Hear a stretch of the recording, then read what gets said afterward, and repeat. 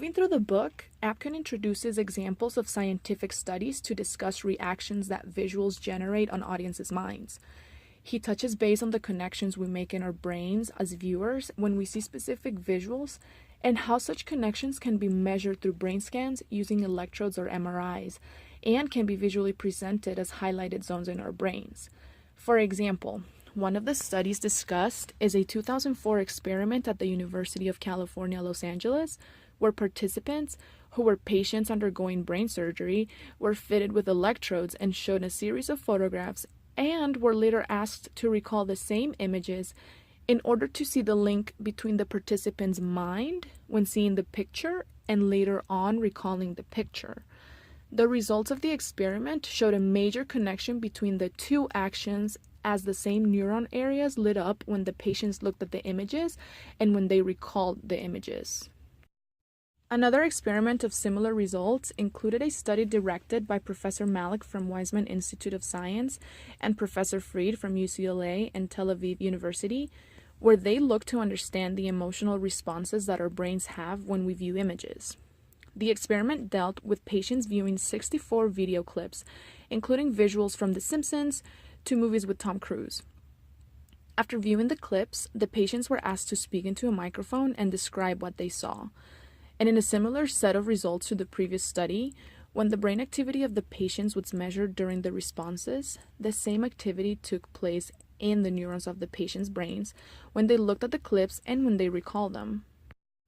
Recalling these two examples, Apkin mentions that images and visual processing directly linked to a natural behavior, while the language of words is more recently evolved and necessitates an indirect path from reception to cognition.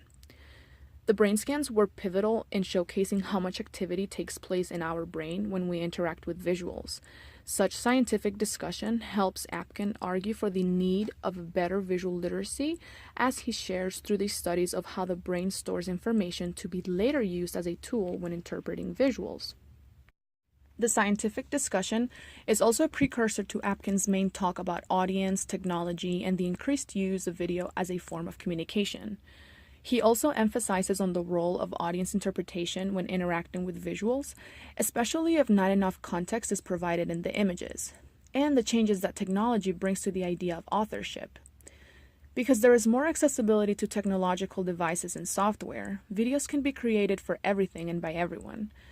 Without the proper knowledge of visual grammar, the rules and tools for creating visuals, the video content may not generate the response it intended in the first place. Also, authorship can be questioned with visuals because more than one person participates in their creation.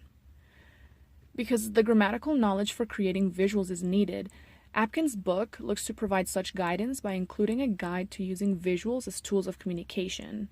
Just as if it were a guide on writing, Apkin guides the reader on how to write, and I'm using air quotes here, the visual by using different methods of the film industry like angles, audience, shots, cuts, sound, and more. Apkin presents each element of the visual and how it should be treated by the filmmaker or writer in a way that is approachable and relatable to already common knowledge, like a book of grammar would for written text.